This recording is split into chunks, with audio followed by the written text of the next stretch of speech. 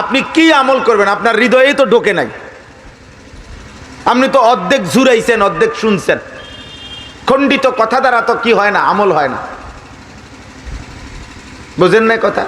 আপনি তো অর্ধেক কথা দিয়ে পারবেন না বুঝতেন। এই জন্য প্রত্যেকের জন্য এটা জরুরি, আল্লাহর কথা মনোযোগ দিয়ে শোনা। আমি এখানে একটা আয়াত পড়ছি, যে আমি 6টা আয়াত পড়ছি, এর মধ্যে একটা আয়াত আছে, এটা বলবো আমি।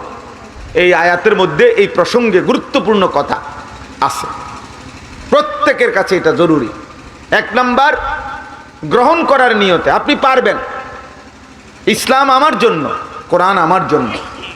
ভাইয়া মোবাইল নামাও, না উঠো দুজন, ভাইয়া দুজন, বেটা ফালতু কোথাকার বেটা।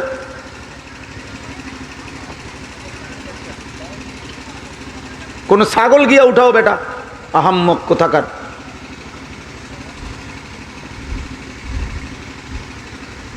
তামাশা মনে করছো না? সাবধান, আমি নতুন পুরাতন বুঝি টুঝি না। গোটা দেশ আমার, খালাস। কোনখান থেকে আসছি, নতুন হুজুর, পুরাতন হুজুর, জি না, এই সদর বদরে আমি নাই। আমি কোনো ভোটে দাঁড়াইছি না, আমার কোনো জনপ্রিয়তার দরকার নাই যে আমি ব্যাপক শ্রোতা দরকার। আমি শ্রোতা দিয়ে করব, এত শ্রোতা দিয়ে আমি করবো কি? আল্লাহর কথা একজনকে বললো নেকি, 1 কোটিকে বললো নেকি। কথা বুঝেন নাই? একজনকে বললে নেকি নাই, তো আর অসুবিধা কি? কম শুনলো নেকি, বেশি শুনলো নেকি। আমার বাড়ির কাছে বললো নেকি, 1000 মাইল দূরে গিয়ে বললো কি নেকি। দোস্ত, আমি তো আগে বলছি বুঝাইয়া সুন্দর করে বলছি কিনা বলেন? আবার আমি এটা বলে নিছি যে আমি ধমক দেবো, আগেই তো কথা ভাঙ্গা লইছি। সাবধান আব্বা, নিজের ভালো বুঝো। তোমরা যারা কম বয়সী, 14, 16, 18, 20, 25 বছর, একটা জিনিস মনে রাখবা, তোমরা কিশোর নওজোয়ান, তোমাদের সব কিছু সুস্থ। দিল, দিমাগ, মাথা, হাত, পাও, চোখ, নাক, কান, অঙ্গ প্রত্যঙ্গ সব সুস্থ সবল, আলহামদুলিল্লাহ। এই সুস্থ সবল বয়সে যার দিমাগ কাজ করে না, যার আখেরাত মনে পড়ে না, বৃদ্ধ বয়সে তুমি মোটেই পারবা না। তখন তো প্রত্যেক অঙ্গের কোনো না কোনো অঙ্গে দুর্বলতা আছে। আমার এই যে কোমরে 24 ঘন্টা ব্যথা করে, সারাক্ষণ আমার এই কোমরের এই সাইডে ব্যথা করে। আমি চোখে ছোট লেখা কম দেখি। আমার গলায় 2 বার অপারেশন হয়েছে। তাইলে আজ 45 বছর বয়সে এসে কম বেশি রোগ নিয়েই জীবন চলতেছে। কিন্তু 18 বছরের 14 বছরের ছেলেটা তো রোগ কি জানে না। তার কাছে রাত্র দিন বরাবর, সে চাইলে সারা রাতও জাগতে পারবে, সে রাত চাইলে সারা রাতও ঘুমাইতে পারবে। সে যদি 3 রাতও না ঘুমায় কষ্ট হবে না, সে যদি আবার 3 রাতও ঘুমায় থাকে অসুবিধা হবে না। এজন্যই তো শক্তি। এই শক্তি সামর্থ্যের সময়ে কেউ যদি নিজের মূল্যায়ন না বুঝে, তার চাইতে বড় ব্যর্থ আর কেউ নেই, আর কেউ নেই। আমি আজকে এক ছেলেকে বললাম যে বাবা, তুমি 16 বছর, তুমি প্রয়োজনে মাটি কাটো, তাইলে তোমার কিছু কামাই হবে। তুমি বুট ভাজো, বাদাম ভাজো,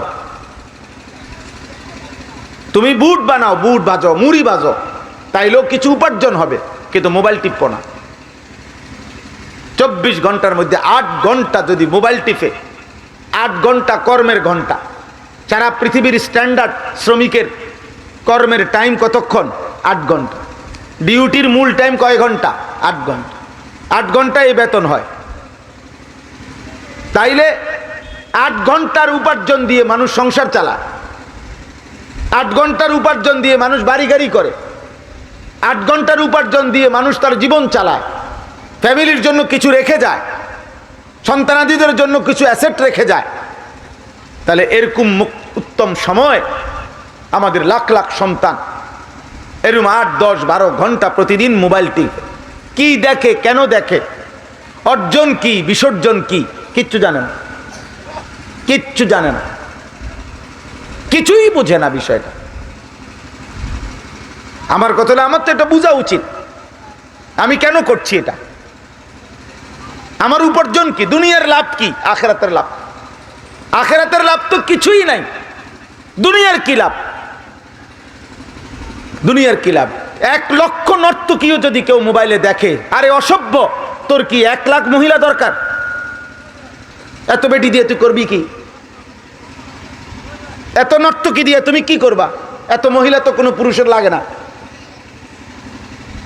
এক পুরুষের হালাল বৈধ চাহিদা পূরণের জন্য তো একজন স্ত্রী যথেষ্ট।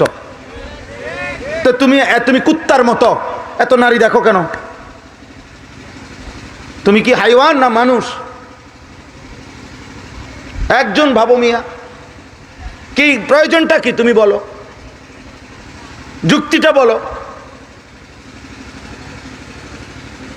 আর আল্লাহ তাআলা বলছেন, আমি তো তোমার চাহিদা পূরণের জন্য হালাল স্ত্রী তোমার জন্য সৃষ্টি করেছি। ওয়া খালাকনাকুম আজওয়াজা ওয়া মিন আয়াতিহি আন খালাকা লাকুম মিন আনফুসিকুম আজওয়াজা। আল্লাহ তাআলা বলেন, আমার কুদরতের নিদর্শন, প্রত্যেক পুরুষের জন্য আমি তার দেহের অংশ থেকে তার স্ত্রীকে সৃষ্টি করে ফেলেছি। আল্লাহ আমাদেরকে বুঝ দান করে। একজন ছেলেকে বলি, বাবা, অসভ্যকে পৃথিবীর কেউ চালাক বলে না, চরিত্রহীন চালাক না। জিনা, ব্যভিচার, নারী, ছবি, অশ্লীল দৃশ্য, মদ, জুয়া, গান, বাদ্য, হারাম, এই নাফরমানিতে যে লিপ্ত পৃথিবীর কোন বিবেকবান তাকে ভদ্রলোক বলে না। পৃথিবীর একটা কুত্তার জবানও যদি থাকতো তাহলে ওই কুকুরও তাকে থুতু মারত। বেনামাজির যদি জবান কুকুরের জবান থাকতো তাহলে কুত্তা ফজরের নামাজ যে পড়ে না,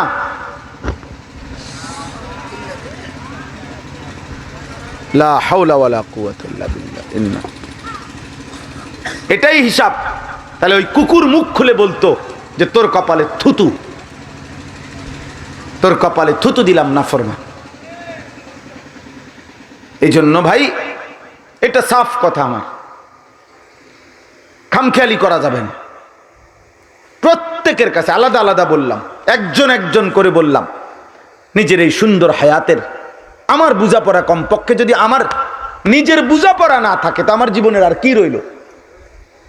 আরে পৃথিবীর কারো কিছু আমি বুঝলাম না, কিন্তু কমপক্ষে আমার ভালো মন্দ কোনটা, আমি যদি আগুন পানি না চিনি, আমি যদি আলো অন্ধকার না চিনি, আমি যদি কল্যাণ অকল্যাণ না বুঝি, আমার নিজের জন্য এই আহম্মকের বাতরান দেখে, এই পাগলের, এই মাতালের জীবন কি? কমপক্ষে তো আমি এটা বোঝা উচিত যে এটা আমার ভালো কোনটা, আমার মন্দ কোনটা। বলেন ভাই, তো বলেন, আমার একজন আমি যদি আমার নারী, ছবি, অস্থির দৃশ্য দেখি তো আমার পরিণতি কি হবে? এটা কি আমি বুঝি না? এটা কি আমরা জানি না? বলেন, আপনাদের যারা বাবা আছেন আপনারা বলেন, আপনারা যারা সুদ কিস্তিতে লিপ্ত, যারা কিস্তি দিয়ে সংসার চালান, সুদে সংসার চালান, আপনার এই সুদ কিস্তির পরিণতি কি আপনি বুঝেন না চাচা? আপনার জিফুত মানুষ হবে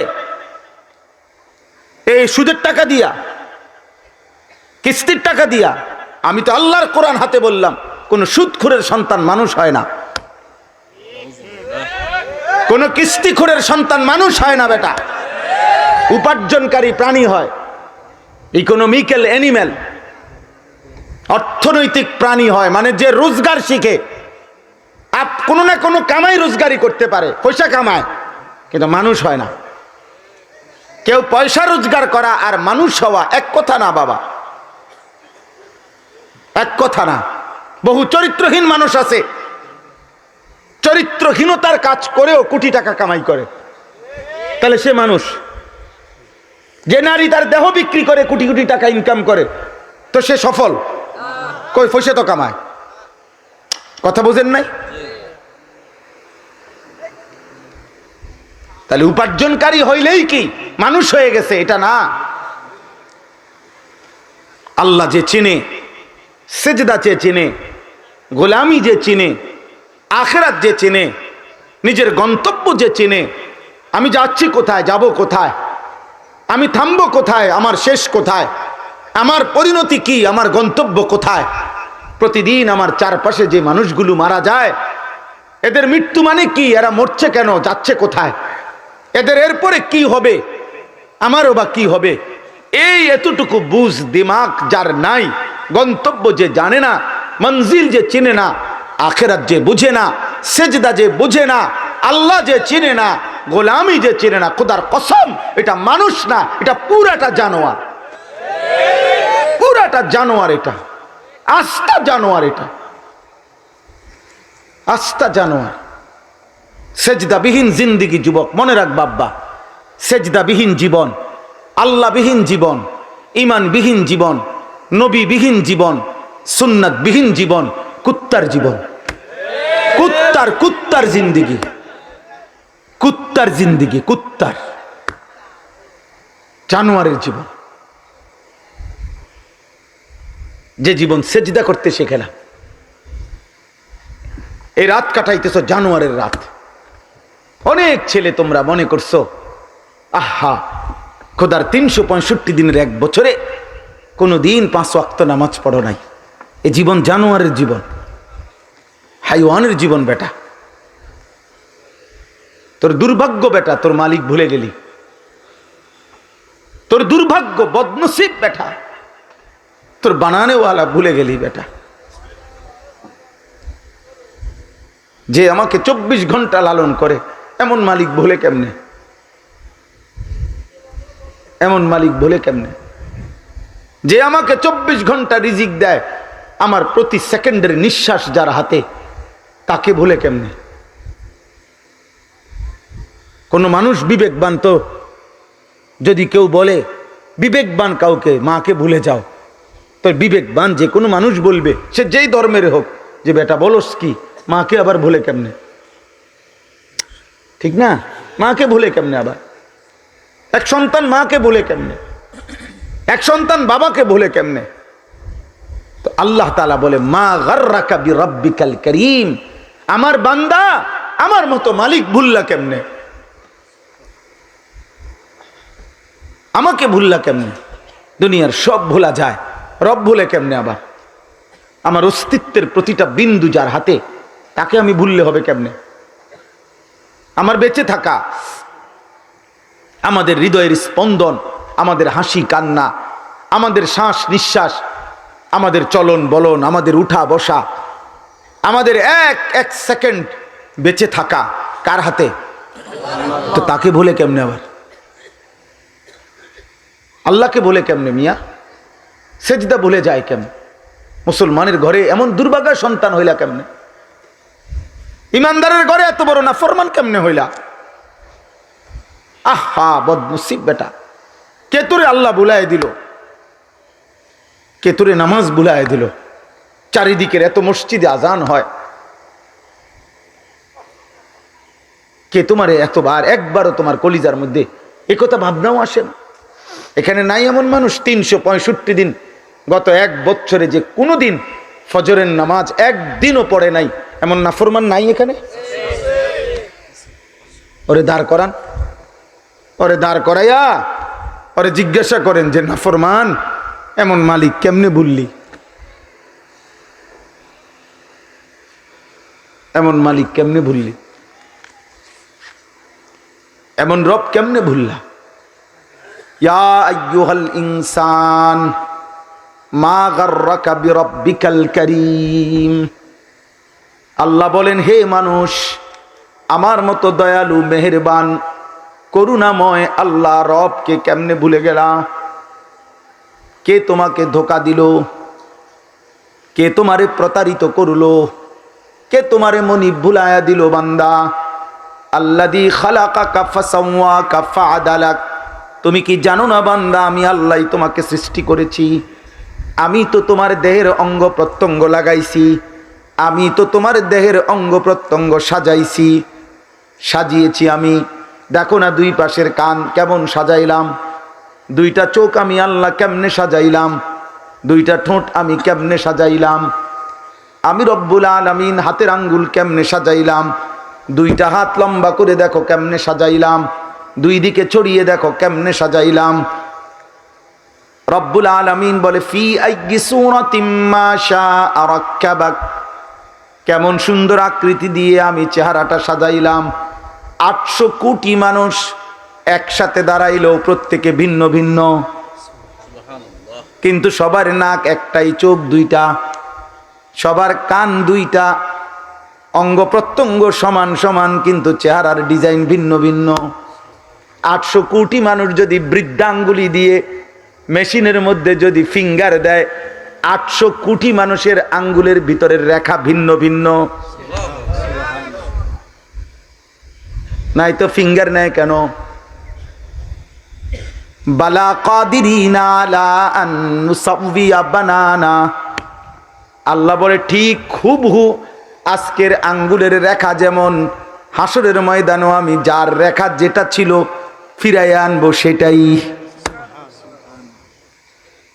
সুবহানাল্লাহ, সুবহানাল্লাহ। এজন্য দোস্ত আল্লাহকে চেনেন, আল্লাহকে চেনেন। মিন আইয়ি শাইইন খালাকাহ মিন নুতফাতিন খালাকাহু ফাকাদ্দারাহ সুম্মা আস-সাবিলা ইয়াসসারাহ সুম্মা আমাতাহু ফাআকবারাহ সুম্মা ইদা শাআ আনশারাহ। আল্লাহ বলেন বান্দা শুনো, তোমার গল্প শোনো। আমি আল্লাহ রাব্বুল আলামিন, আমি তো সৃষ্টি করেছি, আমি তো তাকদীর নির্ধারণ করেছি, হাসবা কয়বার কাঁদবা কয়বার আমি ঠিক করেছি। আমি রব্বুল আলামিন কয় লোকমা খাবার খাবার ঠিক করেছি। আমি আল্লাহ তাআলা তো সব কিছু তোমার তাকদীর নির্ধারণ করে দিয়েছি। সুবহানাল্লাহ। এই জন্য চলেন ভাই, অনেক রাত খুব লম্বা করা ঠিক হবে না। আমি সবার কাছে নওজোয়ান, আল্লাহ তোমারও কবুল করেন, সবাইরে বলি ভাই, আমি বড় শক্ত মানুষ, আমার এক ফিকির এটা। আপনারা প্রত্যেকেই, আমার আগে মৌলানা সাহেব, আমি আইসা যেটুকু শুনলাম, ওযু করতেছিলাম, এই কথাটা শেষ বলছেন উনি, এতটুকু আমি শুনছি যে আপনি আপনার পরিবারের ব্যাপারে এই ফিকির করেন যে তাদের জিন্দিগি যেন আখিরাতের জিন্দিগি হয়, আখিরাতের জিন্দিগি হয়। যে বাবা মা নিজের স্ত্রী সন্তানের আখিরাত বুঝেন নাই, আপনি কিছুই বুঝেন নাই। বিল্ডিং দালান আপনি যাই করে দিছেন, সর্বোচ্চ 20 বছরের মাথায় এগুলা ভাঙ্গা ফেলবে, এগুলা থাকবে না, এটি চলবে না। আপনি যা ফার্নিচার গড়ে দিয়ে গেছেন, সর্বোচ্চ 20 বছরের মাথায় আপনি কবর থেকে আইসা দেখবেন আপনার বানানো ফার্নিচার একটাও গড়ে নাই, এটি পুরানো হয়ে গেছে, ফালাই দিছে। আমার দাদা মৃত্যুর 12 বছর পরে আমার বড় জ্যাঠাকে আমি বলছিলাম, আমার দাদা 10 গ্রামের মধ্যে আমার দাদার অনেক হালের বলদ ছিল, অনেক বড় গৃহস্থ ছিল, বিশাল বড় সংসার ছিল দাদার। আমি বলছি জ্যাঠা, 12 বছর পরে আমার জ্যাঠা, আপনি প্রথম বড় জ্যাঠা, আমার দাদার রেখে যাওয়া একটা স্মৃতিচিহ্ন কিছু আমারে দেখান, একটা নুনের বাটি, একটা প্লেট, একটা বাটি, কিছু। আল্লাহর কসম আমার জ্যাঠা চোখের পানি ফেলে বলছিল, ভাতিজা না, তোরে দেখাইবার মতো আমার বাবার স্মৃতি আমার ঘরে কিছুই নাই, কিচ্ছু নাই। দুনিয়া ফেলে দিছে আব্বা, বংশধর ফেলে দিছে, বংশধরই ফেলে দিছে আপনার অর্জন। আল মালু ওয়াল বানুন জিনাতুল হায়াতিদ দুনিয়া ওয়াল বাকিয়াতুস সালিহাত। আল্লাহ বলে সম্পদ এবং সন্তান এ শুধুই কেবল তোমার দুনিয়ার সৌন্দর্য, আর স্থায়ী বস্তু বাকিয়াত সে শুধুই নেক আমল। আস-সালিহাত নেক আমল, সেজদাই টেকসই, জিকির একমাত্র টেকসই, আল্লাহ তাআলার গোলামি, আল্লাহর বন্দিগি, আল্লাহ তাআলার একটা একটা হুকুম পালন, এটাই স্থায়ী, এটাই থাকবে, বাকিটা সব শেষ হয়ে যাবে। আল্লাহ আমাদেরকে বুঝার তৌফিক দান করেন, আল্লাহ আমাদেরকে ফিকির দান করেন। বাবারা, আপনারা আপনাদের সন্তানদের নজর দেন। ছেলেরা, বাবা তোমরা নিজের দিকে নজর দাও। তুমি পয়চা গেলে, নষ্ট হয়ে গেলে ফেলে দাও। আমি এই মাত্র এখানে বলছি, একটু আগে যেখানে বয়ান করে আসছি এখানে এই কথাটাও বলছি, ফেলে দেওয়া মাল নষ্ট হয়ে গেলে এগুলো বর্জ্য, এগুলো ফেলে দেয় মানুষ, কেউ যত্ন করে না। তোমরা যারা যে সমস্ত যুবক নারী ছবি, অস্থির দৃশ্য, উলঙ্গ নাচ গান, আল্লাহ নাই, খোদা নাই, নামাজ নাই, রোজা নাই, চুল চেহারা বেঈমান মুশরিকের মতো, খোদার কসম তুমি যদি তওবা না করো, ফিরে না আসো, পৃথিবী কোনোদিনও তোমার মনে রাখবে না। কোনো পাগলও, কোনো হাইওয়ান জানোয়ারও তোমার দিকে ফিরে তাকাবে না। আমি একদিন আজকেও যে একটা ছেলের জিগাইছি, বড় চুলওয়ালা, আমি বলছি আব্বা তুই যদি মানুষের বাচ্চা হও আমারে কও, এই যে তোমার এই চুলের ফ্যাশন আজ পর্যন্ত কোনো চলার পথে কোনো রিক্সার ড্রাইভারে কোনোদিন দেখছিনি, কোনো বদিল্লা, কোনো রিক্সার ড্রাইভার খেতে কাম করে এমন কোনো মানুষও তো তোমার দিকে কোনোদিন মহব্বতের নজরে তাকায় নাই।